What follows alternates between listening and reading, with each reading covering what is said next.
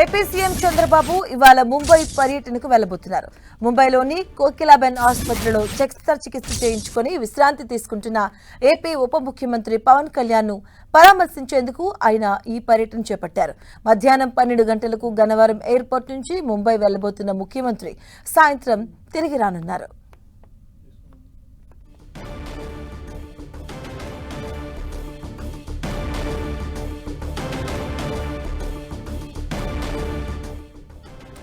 పవన్ కళ్యాణ్ పరామర్శించబోతున్నారు AP CM Chandrababu. ఈ రోజు ఈ నేపథ్యంలో ఆయన ముంబైకి వెళ్లబోతున్నారు. ఇవాళ ముంబై వెళ్లబోతున్నారు ఏపీ సీఎం చంద్రబాబు.